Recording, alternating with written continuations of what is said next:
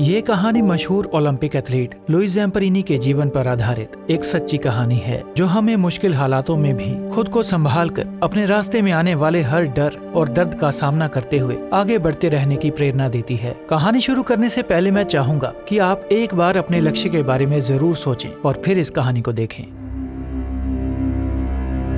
World war 2 के दौरान Japan और यूएसए के बीच युद्ध चल रहा था। तब यूएसए के कुछ लड़ाकू विमान जापान पर हमला करने के लिए आगे बढ़ते हैं, जिसमें लुई ज़ैम्पेरिनी नाम का एक जवान उस फाइटर प्लेन में बॉम्बार्डियर था, जो दुश्मनों पर बॉम्ब गिराकर हमला करने के लिए तैयार था। जापान की सेना अमेरिका के लड़ाकू विमानों पर हमला शुरू कर देती है। यूएसए के फाइटर प्लेन्स बड़ी सावधानी से दुश्मनों पर बॉम्ब गिराने लगते हैं, लेकिन जब लुई बॉम्ब गिराने लगता है तो बॉम्ब बे डोर, जिसे बॉम्ब गिराने वाला दरवाजा कहते हैं, वो अटक जाता है। इसी दौरान दुश्मन सेना का एक फाइटर प्लेन उन पर हमला कर देता है और उनके जवानों को मारने लगता है, मगर यूएसए के सैनिक बड़ी बहादुरी से उनका सामना करते हैं और जापान के फाइटर प्लेन्स को तबाह कर देते हैं। फिर प्लेन का पायलट लुई को बताता है कि उनका प्लेन काफी डैमेज हो चुका है, जो ज्यादा से ज्यादा 5-6 घंटे ही उड़ पाएगा, लेकिन उनका बेस काफी दूर था, जहाँ पहुँचने के लिए कम से कम 8-10 घंटों का समय लगेगा। तभी दुश्मन के फाइटर प्लेन्स की एक और टुकड़ी उनकी ओर हमला करने के लिए आ जाती है। फिर सीन शिफ्ट होकर उसके बचपन में जाता है। लुई बचपन में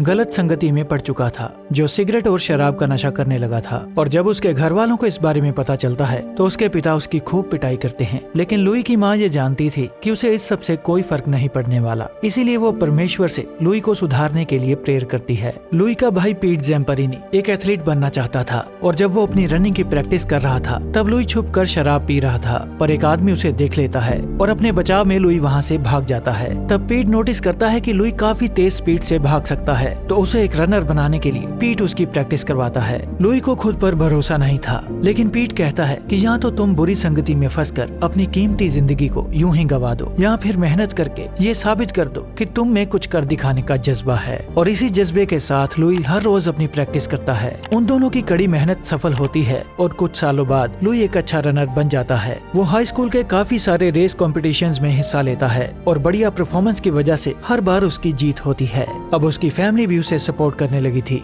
फिर एक रेस के दौरान दूसरे रनर्स उसे हराने के लिए जख्मी कर देते हैं। उसके पैर से खून भी बहने लगता है, पर लुई हार नहीं मानता और अपनी पूरी ताकत के साथ आगे बढ़ते हुए वो रेस सिर्फ 4 मिनट्स और 21 सेकंड्स में खत्म करके सबसे तेज रनर का रिकॉर्ड बना लेता है। उसकी फैमिली को उस पर नाज था, क्योंकि अब उसे ओलंपिक गेम्स में हिस्सा लेने से कोई भी नहीं रोक सकता था। ये सब पीट की वजह से हो पाया था, इसलिए लुई पीट के गले लगकर उसे थैंक्स कहता है और ओलंपिक के सफर पर निकल जाता है। तब पीट उसे कहता है, a moment of pain is worth a lifetime of glory, यानी कि एक क्षण का दर्द पूरे जीवन के सम्मान के योग्य है। क्योंकि जब हम थोड़े समय के लिए जिंदगी में चुनौतियों, कठिनाइयों और बलिदानों का सामना करके सफलता हासिल कर लेते हैं, तो वो सफलता हमें जिंदगी भर सम्मान दिलाती है और हमेशा मोटिवेट करती है। दुश्मनों से किसी तरह बचकर वो प्लेन को एक आइलैंड पर बड़ी मुश्किल से लैंड करते हैं। उन्हें अपने जिंदा होने की खुशी तो थी, पर अपने साथियों की मौत का दुख भी था। अगली सुबह लुई रनिंग की प्रैक्टिस करता है। तब उसके साथी बताते हैं कि उन्हें एक रेस्क्यू मिशन पर जाने के लिए ऑर्डर्स मिले हैं। इस मिशन पर जाने के लिए उन्हें नया प्लेन तो मिल चुका था, पर उस प्लेन की हालत अच्छी नहीं थी, क्योंकि दूसरे प्लेन्स की रिपेयर करने के लिए इस प्लेन के अच्छे पार्ट्स को निकाला जाता था। इसी वजह से पायलट को इस प्लेन पर भरोसा नहीं था और उसका ये शक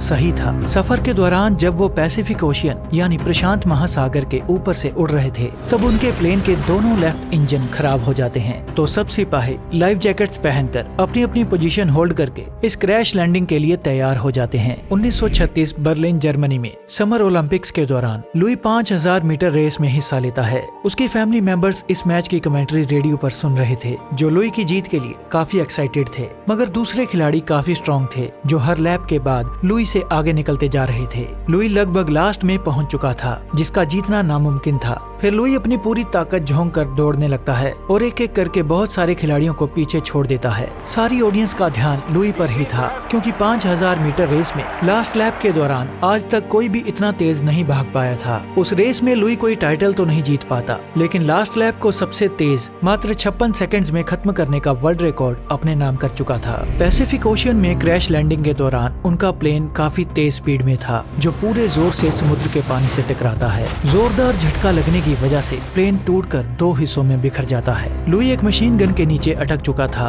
जो प्लेन के साथ ही पानी में डूब जाता है, पर हिम्मत करके वो ऊपर आ जाता है। ऊपर आकर वो देखता है कि प्लेन के पायलट फिल और टेल गनर मैक के अलावा बाकी सब क्रू मेंबर्स इस दर्दनाक हादसे में मर चुके हैं। फिल के सिर पर चोट लग चुकी थी तो लुई और मैक उसे लाइफ बोट पर ले जाकर पट्टी कर देते हैं। उनका प्लेन प्रशांत महासागर के बीच क्रैश हुआ था, जहाँ से कोई किनारा या आइलैंड दूर दूर तक दिखाई नहीं दे रहा था। अब उन्हें तब तक समुद्र में सरवाइव करना पड़ेगा जब तक उन्हें कोई ढूंढ ना ले। लेकिन समुद्र में जिंदा रहना कोई बच्चों का खेल नहीं था। उनके पास 2 इन्फ्लेटेबल लाइफ बोट्स थीं, जिनमें खाने के तौर पर सिर्फ 2 चॉकलेट्स के डिब्बे और पीने के लिए पानी भी बहुत कम था। पानी में रहना उनके लिए खतरनाक था क्योंकि पानी में शार्क्स थीं जो हमला करने के लिए तैयार थीं। अगली सुबह एक प्लेन को देखकर लुई मदद के लिए चिल्लाता है और फ्लेयर गन भी फायर करता है, लेकिन वो उन्हें नोटिस नहीं करते। उसे भूख लगती है तो वो चॉकलेट्स के बॉक्सेस ढूंढता है, पर कल रात मैक सारी चॉकलेट्स खा गया था, इसीलिए लुई उस पर गुस्सा होने लगता है क्योंकि खाने के लिए उनके पास अब कुछ नहीं बचा था। चिलचिलाती धूप की वजह से उन्हें डिहाइड्रेशन हो चुकी थी और कई दिनों से खाना ना मिलने के कारण उनका शरीर भी कमजोर हो चुका था। फिर एक दिन अल्बाट्रोस प्रजाति का एक समुद्री पंछी उनकी राफ्ट पर बैठ जाता है। अपनी भूख मिटाने के लिए वो उस पंछी को पकड़कर मार देते हैं, लेकिन वो उसे कच्चा खा नहीं पाते और उल्टी कर देते हैं। तो फिर उसके मांस को चारे के तौर पर इस्तेमाल करके मछली पकड़ने में कामयाब हो जाता है और वो उस मछली को खाने लगते हैं। फिल को परमेश्वर पर भरोसा था, लेकिन लुई परमेश्वर पर ज्यादा विश्वास नहीं करता था। अगले दिन समुद्र में तेज तूफान आ जाता है और इस तूफान में अपनी जान बचाने के लिए लुई पहली बार परमेश्वर से प्रेयर करता है कि अगर आप मुझे यहाँ से जिंदा बचा लेंगे तो मैं अपनी पूरी जिंदगी आपको समर्पित कर दूंगा। खुशकिस्मती से वो तूफान शांत हो जाता है और बारिश होने लगती है। अब उन्हें पीने के लिए बारिश का पानी भी मिल जाता है। एक दिन उन्हें एक प्लेन दिखाई देता है। वो उस प्लेन को इशारा करते हैं और फ्लेयर गन भी फायर करते हैं। पहले तो वो प्लेन वहाँ से चला जाता है, पर बाद में मुड़कर वो वापस आता है। उसे मुड़ता हुआ देखकर उनकी उम्मीद जाग जाती है, लेकिन वो दुश्मन का प्लेन था जो उन पर गोलियों की बरसात कर देता है। अपनी जान बचाने के लिए वो तीनों पानी में कूद जाते हैं, मगर पानी में शार्क्स के हमले का भी खतरा था। एक शार्क लुई पर हमला करने के लिए आगे बढ़ती है, पर लुई किसी तरह बच जाता है। गोलियां लगने की वजह से उनकी लाइफ बोट में छेद हो चुके थे, तो वो किसी तरह अपनी एक बोट को तो रिपेयर कर लेते हैं, पर दूसरी बोट डैमेज हो चुकी थी। इसी दौरान उन पर शार्क्स के हमले भी होते हैं, लेकिन वो अपनी जान बचा लेते हैं। धीरे धीरे वो बहुत कमजोर हो चुके थे। एंजाइटी और डिप्रेशन की वजह से उनकी जिंदा रहने की उम्मीद भी दम तोड़ने लगी थी और इन बदतर हालातों में मैक उन दोनों को हमेशा के लिए अलविदा कहकर मर जाता है। वो उसके शरीर को पानी में बहा देते हैं। मैक की मौत से वो दोनों अंदर से टूट चुके थे, जो अब अपनी अपनी मौत का इंतजार करने लगते हैं। पर ना तो जिंदगी हमारे हिसाब से चलती है और ना ही मौत। प्लेन क्रैश हुए 47 दिन बीत चुके थे और 47 दिनों के बाद उन तक दुश्मन सेना यानी जापान के 9 सैनिक पहुंच जाते हैं, जो उन्हें बंदी बना लेते हैं। जापान का एक सैनिक लुई को कर्नल के पास ले जाता है। कर्नल अखबार में छपी उसकी तस्वीर दिखाकर कहता है, मैं जानता हूँ कि तुम मशहूर ओलंपिक एथलीट लुई ज़ैम्पेरिनी हो, जो B-24 रेस्क्यू मिशन पर निकले थे और तुम एक बम्बार्डियर हो। तुमने पिछले हमले में हमारी सेना का बहुत नुकसान किया था। वो उन दोनों को टॉर्चर करके कुछ इन्फॉर्मेशन लेने के बाद ओमोरी प्रिजन कैंप जो टोक्यो में था वहां भेज देते हैं, जहां यूएस आर्मी के और भी बहुत सारे जवानों को बंदी बनाया गया था। फिर वो सभी कैदियों को ओमोरी डिटेंशन कैंप में ले जाते हैं, जहां का खड़ूस कमांडिंग ऑफिसर मुत्सुहिरो वतनाबे उनसे कहता है कि तुम जापान के दुश्मन हो और तुम्हारे साथ दुश्मनों जैसा ही व्यवहार होगा। लुई को अपनी ओर झांकता हुआ देखकर वो लुई की तरफ चला जाता है। वो उससे कहता है कि लुक एट मी, यानी कि मेरी तरफ देखो। और जब लुई उसकी ओर देखता है तो वतनाबे उसे लाठी से मारता है। ऐसे ही 2-3 बार मारने के बाद वतनाबे कहता है कि कभी भी मेरी तरफ मत देखना, वरना अच्छा नहीं होगा। लुई काफी जख्मी हो चुका था, जो दर्द से तड़प रहा था। उन कैदियों को बहुत बुरे हालातों में रखा गया था। ना तो उन्हें अच्छा खाना मिलता था और ना ही रहने और सोने के लिए अच्छे बिस्तर। उन कैदियों ने वतनाबे का निकनेम द बर्ड रखा था, क्योंकि वो उसका नाम नहीं ले सकते थे, और ये नाम द बर्ड वतनाबे की पर्सनैलिटी से काफी मिलता जुलता था, क्योंकि वो दिखने में किसी पतले पक्षी जैसा लगता था, जो हर कैदी पर अपनी तेज शिकारी नजर रखता था और अपने शिकार को नोच नोच कर फिजिकली और इमोशनली टॉर्चर करके मार डालता था। वतनाबे एक बड़ा ऑफिसर बनना चाहता था, लेकिन वो बन नहीं पाया और इसीलिए वो कैदियों को टॉर्चर करके अपनी भड़ास निकालता था और अब लुई बर्ड का मनपसंद शिकार बन चुका था। अगली सुबह वतनाबे कहता है कि हमारे ओमोरी कैंप में बहुत सारे टैलेंटेड कैदी हैं, जिनमें एक ओपेरा सिंगर, एक शेफ और एक ओलंपिक एथलीट भी शामिल है। उसे लुई के ओलंपिक करियर के बारे में पता चल चुका था। फिर वो लुई की अपने एक सिपाही के साथ रेस करवाता है, क्योंकि लुई काफी कमजोर हो चुका था, इसलिए वो ठीक से भाग नहीं पाता और गिर जाता है। रेस हार जाने पर वतनाबे उसकी बेइज्जती करके उसे मारता है। फिर रात में कैदियों को अपनी खुफिया इंफॉर्मेशन से पता चलता है कि यूएस आर्मी नजदीकी मार्शल आइलैंड तक पहुंच चुकी है और अगर हालात ठीक रहे तो वो जल्द ही ये जंग भी जीत जाएंगे। जब वतनाबे को इस बात का पता चलता है कि कुछ कैदी उनकी खुफिया जानकारी चुरा रहे हैं तो वो उन्हें खूब टॉर्चर करता है। अपने साथियों की ऐसी हालत देखकर लुई कहता है कि मैं वतनाबे को जान से मार डालूंगा, चाहे इसके बाद जापानी सैनिक मुझे गोलियों से ही भून दें। तो उसका साथी जो कि एक कमांडर था वो उसे समझाता है कि वतनाबे को जान से मार देना उसकी असली हार नहीं होगी। उसकी असली हार तब होगी जब हम उसके अत्याचारों को सहते हुए जंग खत्म होने तक जिंदा रहें और अपने अपने घर सही सलामत पहुँचें। तब वतनाबे को एहसास होगा कि हमारा हौसला उसके अत्याचारों से कहीं ज्यादा मजबूत है और तब उसकी असली हार होगी। उसकी ये बात सुनने के बाद लुई एक मोटिवेशनल मंत्र बोलता है, if I can take it I can make it. ये एक मोटिवेशनल मंत्र है जो अंधेरे में रोशनी के समान काम करता है और किसी भी चुनौती का सामना करने के लिए हमारे हौसले को दोगुना कर देता है। शाम के समय वो यूएस एयरफोर्स को जापान पर हमला करते हुए देखते हैं। सब कैदी उस हमले से काफी खुश थे, लेकिन वतनाबे को उस हमले से गुस्सा चढ़ने लगा था,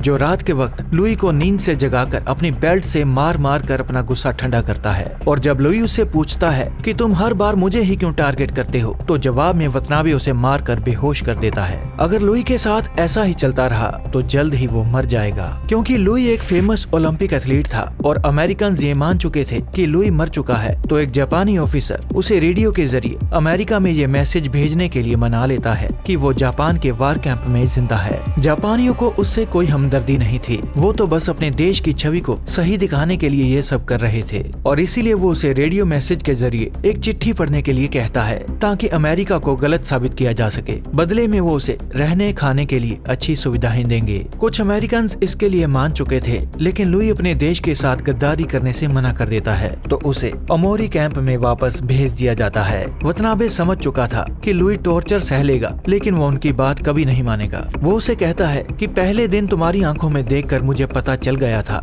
कि तुम मेरी तरह ही एक बहादुर जवान हो। मैंने सोचा था कि हम दोनों दोस्त बनेंगे, मगर जापान का दुश्मन कभी भी मेरा दोस्त नहीं बन सकता। तुम हमारी रिस्पेक्ट नहीं करते क्योंकि तुमने हमारी बात नहीं मानी। और उसे रिस्पेक्ट सिखाने के लिए वो हर एक कैदी को लुई के मुंह पर एक जोरदार मुक्का मारने का ऑर्डर देता है और ना चाहते हुए भी उन सब कैदियों को ये करना पड़ता है। फिर सब कैदी एक एक करके उसके मुंह पर जोरदार मुक्का मारने लगते हैं। उस कैंप में सैकड़ों कैदी थे और अपने मुंह पर सैकड़ों मुक्के खाने के बाद लुई अधमरी हालत में पहुंच चुका था, जो अपने पैरों पर खड़ा भी नहीं हो पा रहा था। दिन ब दिन वतनाबे का टॉर्चर बढ़ता ही जा रहा था। फिर एक दिन वतनाबे उसे कहता है कि मेरी प्रमोशन हो चुकी है और मैं दूसरे कैंप में जा रहा हूँ। ये खबर सुनकर लुई को कुछ राहत मिलती है। उन जवानों को कैद हुए कई महीने बीत चुके थे, जो अपने परिवार से मिलने के लिए तरस रहे थे। फिर एक रात ओमोरी कैंप के पास यूएस एयरफोर्स का हमला होता है। हमला काफी घातक था, जिसमें भारी तबाही हुई थी। इसलिए वो उन सब कैदियों को नोएत्सु प्रिजन कैंप में ले जाते हैं, जहां कोयले की लोडिंग अनलोडिंग का काम होता था।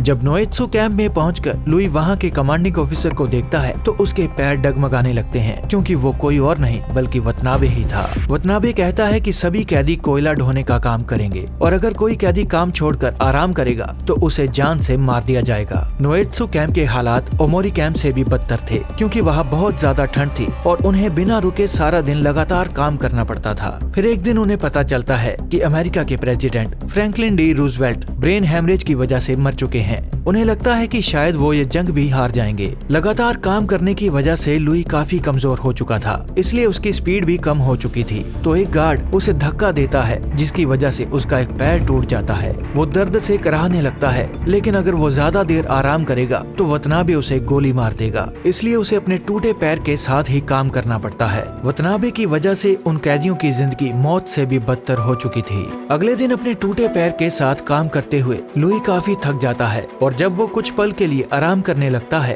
तो एक गार्ड उसे पकड़कर वतनाबे के पास ले जाता है। वतनाबे उसे लकड़ी के भारी तख्ते को अपने सर के ऊपर तक उठाने के लिए कहता है। वो तख्ता बहुत भारी था। लुई बड़ी मुश्किल से वो तख्ता उठाता है। वतनाबे अपने गार्ड से कहता है कि जैसे ही लुई ये तख्ता नीचे गिराएगा इसे गोली मार देना। सब कैदी उसकी ओर ही देख रहे थे, क्योंकि अब वो मरने वाला था। बेहद कमजोर शरीर और टूटे पैर के साथ लुई ज्यादा देर तक वो तख्ता नहीं उठा सकता था, इसलिए वतनाबे तख्ता गिरने गिरने का इंतजार कर रहा था। ऐसे ही काफी समय बीत जाता है और एक पल ऐसा आता है जब सब कैदी अपना अपना काम छोड़कर उसकी ओर ही देख रहे थे और धीमी आवाज में उसे एनकरेज कर रहे थे। वतनाबे को लगता है कि अब लुई ये तख्ता नीचे गिरा ही देगा, लेकिन तब एक चमत्कार होता है। लुई अपने पूरे जोर से वो तख्ता सर के ऊपर ले जाता है। वो वतनाबे की आंखों में आंखें डालकर जोर से चिल्लाता है। उसकी आवाज शेर की दहाड़ की तरह ही ताकतवर थी, जिसकी हिम्मत के सामने वतनाबे का खौफ कमजोर पड़ चुका था, जो किसी पहाड़ के पास पड़े एक मामूली से पत्थर की तरह लग रहा था।